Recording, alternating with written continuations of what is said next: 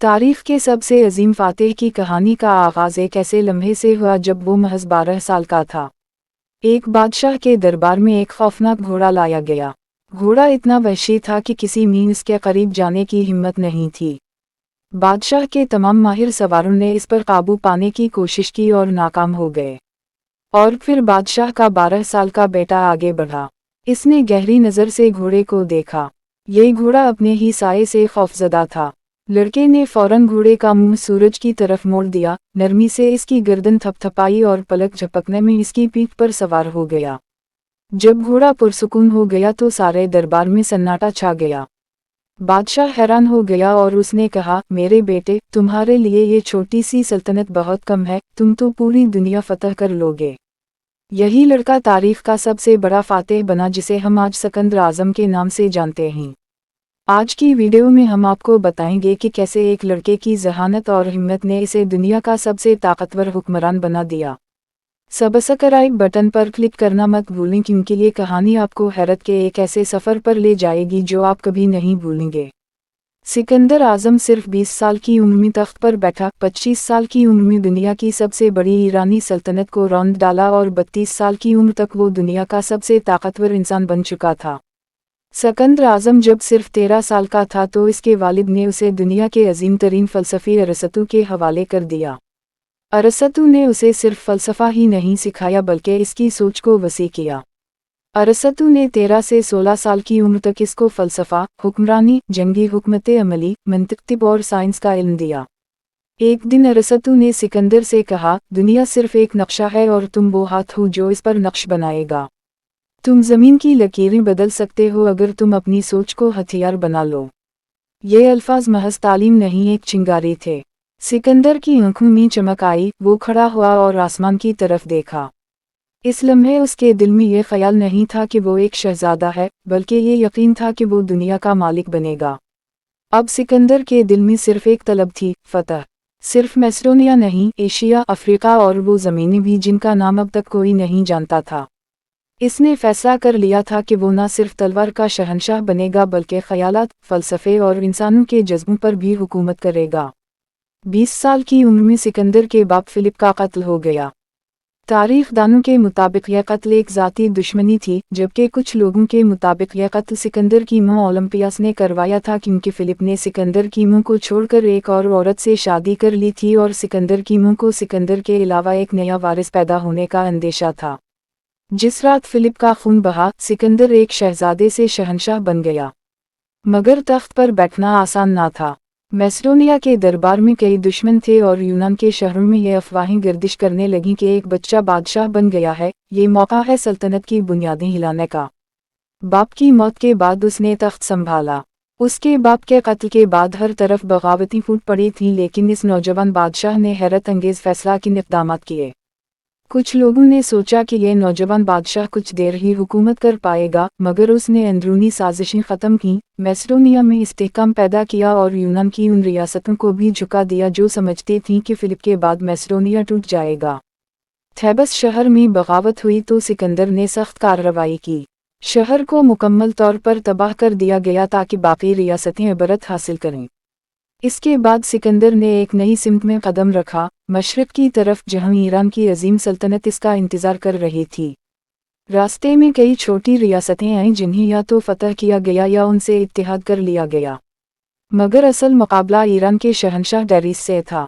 डेरिस के पास लाखों की फ़ौज, बेपनाह दौलत और एक वसी सल्तनत थी।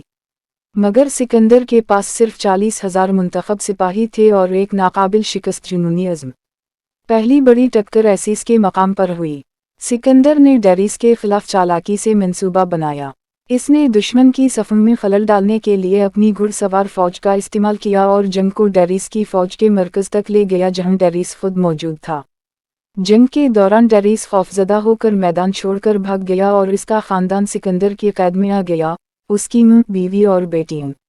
मगर सिकंदर ने उनके साथ इज्जत का बर्ताव किया। इसने डेरिस की मां से कहा, मैं तुम्हें एक दुश्मन की मां के तौर पर नहीं बल्कि एक मलका के तौर पर इज्जत दूंगा। ये इक़दाम सिकंदर के दुश्मनों को भी हैरान कर गया। डेरिस अपनी शिकस्त के बाद दोबारा फ़ौज जमा करने लगा। اس نے سکندر کو خط بھیجا کہ چلو ہم آدھی دنیا بانٹ لیتے ہیں، تم مغرب رکھ لو، میں مشرق رکھ لیتا ہوں۔ سکندر نے انکار کر دیا اور بولا ایک سورج کے نیچے دو بادشاہ نہیں ہو سکتے۔ اگلی بڑی فیصلہ کن جنگ گوگامیلا کے مقام پر ہوئی۔ اس جنگ میں بھی ڈیریس کی فوج تعداد میں بہت زیادہ تھی، مگر سکندر کی حکمت عملی، نظم و ضبط اور سپاہیوں کی وفاداری نے ایک بار پھر فیصلہ کن کردار ادا کیا۔ ڈیریس کو دوسری بار جان بچا کر میدان جنگ سے فرار ہونا پڑا، مگر اس بار اس کے اپنے ہی سرداروں نے اسے قتل کر دیا تاکہ فتح کے بعد سکندر سے معافی حاصل کر سکیں۔ جب سکندر کو ڈیریس کی لاش ملی تو وہ غمزدہ ہو گیا۔ اس نے ڈیریس کے قاتلوں کو سزا دی اور اسے شاہی اعزاز کے ساتھ دفن کروایا، اور اب وہ ایران کی عظیم سلطنت کا حکمران بن گیا۔ ایران میں فتح کے بعد سکندر کی کامیابی کا ڈنکا پوری دنیا میں گونجنے لگا اور اس کا نام طاقت کی علامت بن گیا۔ ایران فتح کرنے کے بعد سکندر کی نظریں اب مصر کی طرف تھیں، ایک ایسی سرزمین جو صدیوں سے ایرانی حکمران کے ظلم کی چکی میں پس رہی تھی۔ جب اس کی فوج دریائے نیل کے کنارے پہنچی تو حیرت انگیز منظر سامنے آیا۔ مصریوں نے اسے ایک نجات دہندہ کے طور پر خوش آمدید کہا۔ یہاں کے مذہبی رہنماؤں نے سکندر کو فرعون کا مقدس خطاب دیا جو اس وقت مصر کے حکمران کا قانونی عہدہ ہوتا تھا۔ لیکن سکندر نے صرف ایک فاتح کی طرح حکومت نہیں کی، اس نے ایک عظیم منصوبے کا آغاز کیا۔ نیل کے دہانے پر اس نے سکندری شہر کی بنیاد رکھی جو شہر آج بھی موجود ہے۔ کہتے ہیں سکندر نے ذاتی طور پر شہر کا نقشہ بنایا جس میں دنیا کا سب سے بڑا کتب خانہ اور ایک عظیم روشن مینار شامل تھا۔ یہ صرف ایک شہر نہیں تھا بلکہ مشرق اور مغرب کے ملاپ کا ایک خواب تھا۔ سکندر نے اپنی فتوحات کا سلسلہ جاری رکھا یہاں تک کہ وہ موجودہ پاکستان اور ہندوستان کی سرزمین تک جا پہنچا۔ یہ وہ علاقہ تھا جہاں دریاؤں، جنگلات اور پہاڑوں کے بیچ بے شمار قومیں آباد تھیں۔ سکندر کے لیے یہ زمین اجنبی تھی، نہ وہ موسم سے مانوس تھا، نہ زمین سے، نہ چالاک دشمنوں کی حکمت عملی سے۔ مگر سکندر کے ارادے واضح تھے۔ اس کے دل میں صرف ایک خواہش تھی، دنیا کے آخری کنارے تک اپنی سلطنت کو پہنچانا۔ اس سرزمین پر اس کا سامنا راجہ پورس سے ہوا، ایک تجربہ کار حکمران جس کے پاس طاقتور جنگی ہاتھیوں کی فوج تھی اور جس کی رعایا اس سے بے پناہ وفادار تھی۔ پورس نے میدان جنگ میں ڈٹ کر مقابلہ کیا۔ سکندر کی فوج نے پہلے کبھی اس نوعیت کی جنگ نہیں دیکھی تھی۔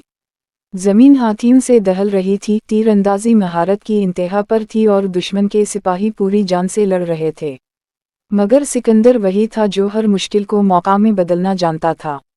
اس نے دشمن کی صفوں میں درار ڈالنے کے لیے پہلے ہاتھیوں کو الگ تھلگ کیا، پھر تیز رفتار گھڑ سوار دستوں کو اطراف سے حملے پر مامور کیا۔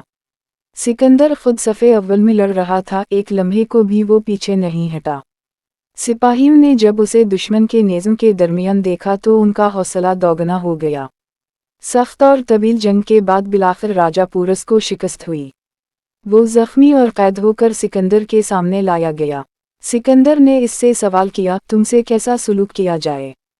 پورس نے جواب دیا، ایک بادشاہ دوسرے بادشاہ سے جیسا سلوک کرتا ہے۔ سکندر اس جواب سے بہت متاثر ہوا۔ وہ جانتا تھا کہ اصل فتح صرف دشمن کو گرانا نہیں، بلند ظرفی سے اس کا دل جیتنا بھی ہے۔ اس نے پورس کو نہ صرف معاف کیا بلکہ اس کی سلطنت واپس دے دی اور اسے اپنا حلیف بنا لیا۔ یہ سکندر کی عظمت کا وہ پہلو تھا جو اسے صرف جنگجو نہیں، عظیم فاتح بناتا تھا جو دشمن کی عزت بھی پہچانتا تھا۔ اس وقت تک سکندر نے ایک ایسی وسیع سلطنت قائم کر لی تھی جو تاریخ میں پہلے کبھی کسی نے نہیں دیکھی تھی۔ اس کے زیر نگی مغربی دنیا کا میسیڈونیا اور یونان، ایشیائے کوچک، موجودہ ترکی، مصر، میسوپوٹیمیا کی زرخیز زمینیں، ایران کی عظیم سلطنت، افغانستان کے دشوار گزار پہاڑ اور قبائلی علاقے اور بر صغیر کی سرزمین شامل تھی۔ اس وقت تک وہ دنیا کے نقشے پر ایک ناقابل فراموش نشان چھوڑ چکا تھا۔ مگر برسوں کی جنگیں، اجنبی زمینیں اور اپنوں کی یاد نے سکندر کی فوج کو تھکا دیا تھا۔ جب اس نے مزید مشرق میں دریائے گنگا کی طرف بڑھنے کا ارادہ ظاہر کیا تو پہلی بار اس کے سپاہیوں نے آگے بڑھنے سے انکار کر دیا۔ سکندر نے انہیں سمجھایا کہ ہم آدھی دنیا کو فتح کر چکے ہیں، مگر جو آگے ہے اس کے بعد ہم پوری دنیا پر حکومت کر سکتے ہیں۔ مگر برسوں کے سفر سے تھکی ہوئی فوج کی آنکھوں میں اب فتح کی چمک نہیں، گھر واپسی کی خواہش تھی۔ سکندر نے اپنی فوج کا یہ فیصلہ دل سے قبول کیا۔ इसने ईरान, अफगानिस्तान और वस्ती एशिया की शहजादियों से शादियां की। ये सिर्फ ताल्लुकात नहीं, सल्तनतों को जोड़ने की तदबीर थी। कहा जाता है कि आज दुनिया की आबादी के तकरीबन 1% लोगों में सिकंदर आज़म का डी नेशनल असेंबली (DNA) मौजूद है। आधी दुनिया को फतह करने के बाद हिंदुस्तान से वापसी पर बाबर के मकाम पर, जो मौजूदा वक्त में इराक का इलाका है, वो एक पुरस्कार बुखार में मुब्तला हो गया। सिर्फ 32 बरस की उम्र में एक पुरस्कार बुखार ने दुनिया के सबसे बड़े फातिह की जान ले ली और वो अपनी अजीम फतूहत के बाद पहली बार अपने मुल्क मैसेडोनिया पहुंचने से पहले ही दुनिया को हमेशा के लिए अलविदा कह गया। 12 साल के मुख्तसर सफ़र में वो एक ऐसा कारनामा सर अंजाम दे गया जो सदियों बाद भी मिसाल बन गया। इसने आधी दुनिया को अपने कदमों में झुकाया। मैदान जंग से लेकर सियासत, इत्तेहाद और इंसानों के दिल जीतने तक सिकंदर सिर्फ शमशीर का नहीं, फरासत का भी फातेह था। और यूं एक नौजवान जो 20 बरस की उम्र में बादशाह बना, तारीख का वो बाब लिख गया जिसे आज भी दुनिया सिकंदर आज़म के नाम से याद करती है। दोस्तों, अगर ये वीडियो आपको पसंद आई तो हमारे चैनल को सब्सक्राइब करें।